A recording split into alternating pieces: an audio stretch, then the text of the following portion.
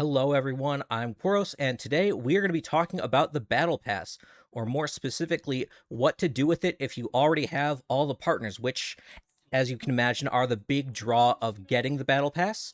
So, that being said, we're going to use my account to sort of look at what the benefits are, who you might want to increase the ego manifestation of, if you do so. So let's just hop right into it. All right, so we've got CZN booted up now. And for this, let's first go into the shop. I'm just going to go rescue, shop. Or no, wait, we don't want the shop. We want to look at the battle pass. So go into the battle pass. You can see I've already maxed it out. I'm making this video because I realize if I wait any longer, I won't be able to. So as you can see, I already own one copy of all of the partners. And if we were to unlock special data, we could do this and we would get, 900, 3, all this stuff. You can see it on screen. I don't have to call it all out for you. Or we could pay another $10 and get this, which is like a little bit more than half a pull and 5 extra tiers, which I don't value very highly. I haven't even used all of mine. I almost never do this, so we're just going to be talking about the special data and what that can get you.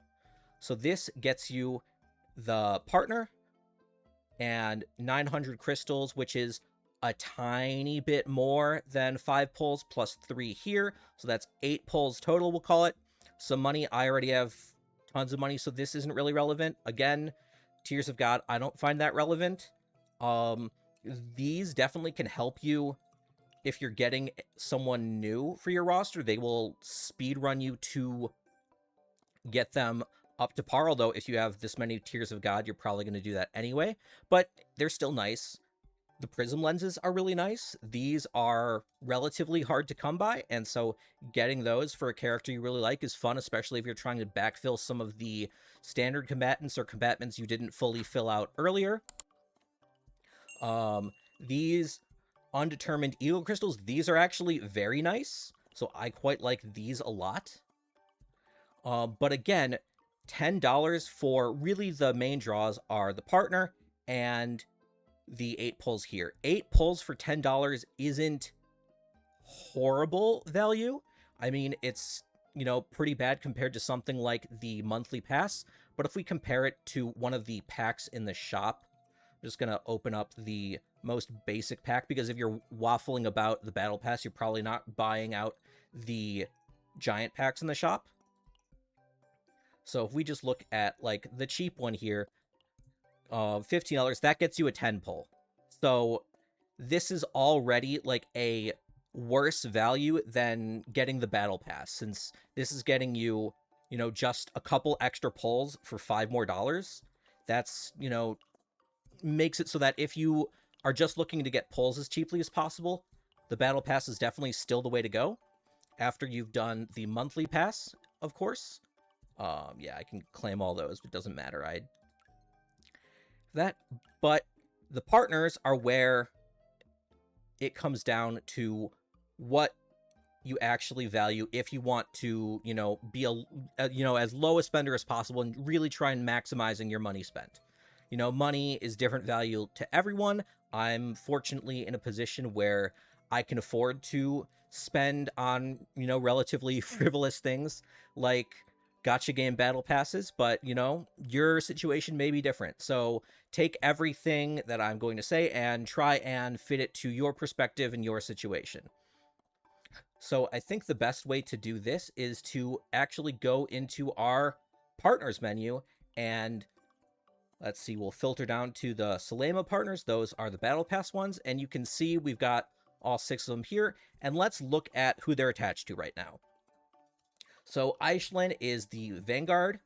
She has a passive that increases defense, health, shield gain, and when you get counterattack for the first time, you get defense-based damage amount.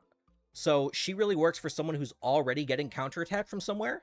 So if a new Vanguard pops up and they don't do counterattacks, she's not really valuable at all. Right now you can see I have her on Magna over here, and Magna, I think, is really fun. I think she's especially fun in things like Sortie, but she's usually not your primary DPS, and so getting bonus defense-based damage amount isn't super good, because as you can see, it only goes up,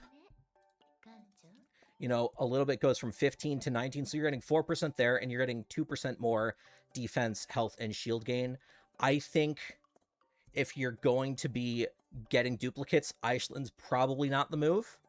And then I think what might be the very opposite end of the spectrum, we have Solia. She is the ranger partner. And so you can see right now I have her on Veronica because she increases attack and extra damage and gives damage to attack cards when she draws, which Veronica does all of those things pretty much every single turn. So she's really good for Veronica, and Veronica is sort of a mainstay unit. You can build other supports to draw, like Cassius and Mika, and do other things like, Mika gives AP in a way that is a bit harder for you to get Vero to do, but it's really, really hard for those kinds of characters to go hand positive. They're usually going hand neutral. They're spending a card to draw one card. Your hand size isn't actually increasing, whereas Veronica, your hand size increases with her. Repose will draw 2 cards with just 1 card. So she still has a niche, even with Hilde being a new draw god character. You can still use her for a second team. You can put both of them on one team if you really want to just draw through the deck tons and tons and tons. So I think Veronica is going to see play for a long time. And if we look into the upgrade for this ego manifestation, we can see that you get a whole 5% more damage to extra attack. So those are the ballistas, those are marks. If your Veronica is marking enemies, you are getting another 3% to attack cards. This is a fairly strong buff. I think it's quite good. Even if Veronica isn't your main source of DPS, she's usually doing at least somewhat significant chip damage, and more of that's never going to hurt. Then we've got Serathea as an option. I have her on Luke, as you can see, and I don't really use Luke that much except for sort of like for fun, bullet team runs with either Lucas or with Renoa, in, Sortie or Tower or something like that. But I don't think, they're not topping DPS charts typically. So if you wanted them for that purpose, you're not going to find it. But if we go into the upgrade for this, we can see, there are multiple things that get boosted. You can see the attack goes to 14 like all the other damage ones.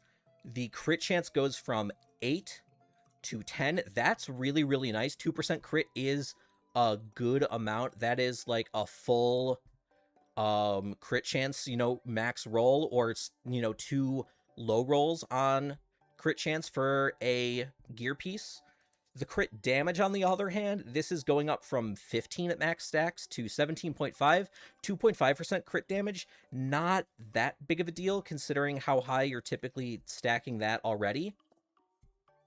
But these can be really good. And so if there is another combatant who you want to use her for, one that's coming out who you're skipping the partner for, I think this is still probably a pretty darn relevant passive. Then I've got Antea. She is the psionic partner. Right now, I have her on Kayron. Kayron is one of my favorite units to use in Sortie. I think he's super cool. He's a ton of fun. His animations are sick, and this effect works really, really well with him.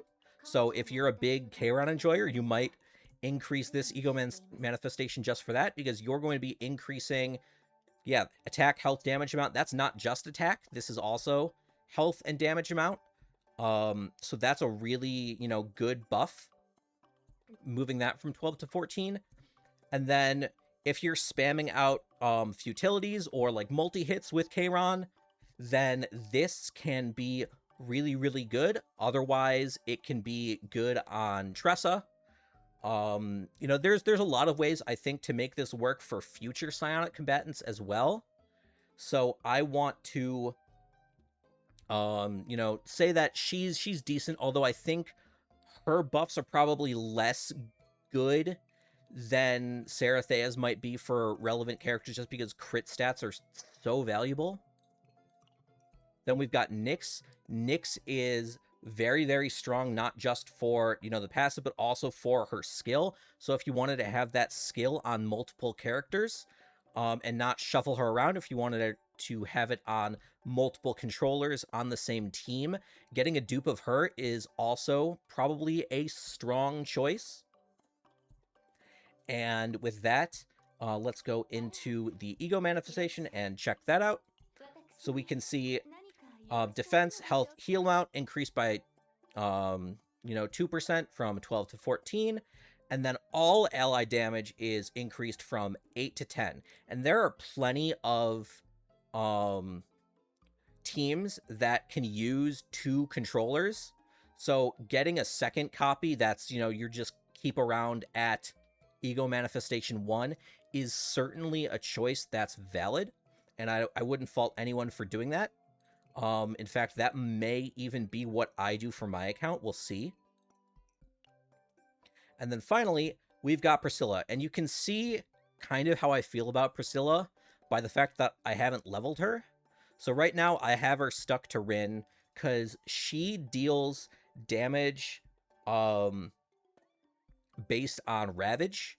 And there aren't really that many strikers that focus on Ravage and break. Like, you will probably break someone in the process of using Mei Lin, against psionic coded enemies, or void coded enemies rather.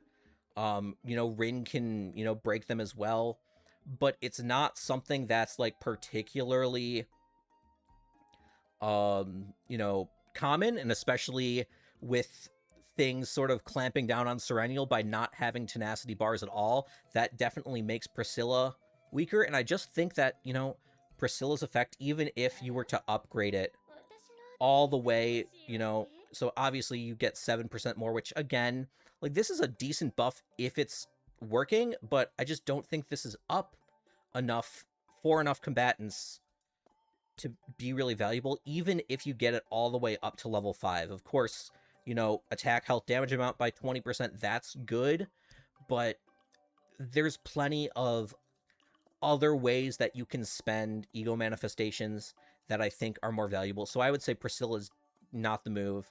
And so where that leaves us is with, 2 partners who I would say definitely are not the move. One that's pretty situational, 2 that are very, very strong, and then 1 that I think is a potential investment with a future, but I don't love trying to predict what future units in a gacha game like this might be or might want, so I think that's risky. So I would say only get this if you have someone in mind that you're going to use it for now, and otherwise I would probably pick between upgrading Nyx, getting a second copy of Nyx, or upgrading Solia. And I've found that in a lot of my teams, I'm not typically using double controller. I'm often using like a controller and a psionic, or a controller and a ranger for draw power. So I'm probably not going to pick up a second copy of Nyx, and that leaves me to whether I think getting a dupe of Solia or a dupe of Nyx for, a ego manifestation is better. And I think, just like 2% over here is really good. This is kind of whatever right here. People are already healing enough. If they're a controller who needs to do that, that's probably not going to make or break your run. This, however, is a pretty spicy damage upgrade, especially if a ranger comes out who might want this instead of Veronica. Otherwise, it's just good. But I think in the end, Nyx is probably what I would pick if I were to get this Battle Pass. And I do think that if you are someone in a financial situation where $10 isn't really that big of a deal, maybe you skip getting a coffee for a couple of days, or you know what, like I wouldn't, you know, obviously pay your rent, pay your bills, buy groceries, but if this is like a little luxury you want to spend on for $10, I think this is plenty valuable still, even if you are at full you know, partners, having all of them at ego manifestation 1. So I'm going to go ahead and yep, I can definitely claim the rewards. Okay, and there we go. Special data is now available. And we can go ahead and claim all that. And I said I was going to put my money where my mouth is, so I am going to grab Nyx. We'll recruit her.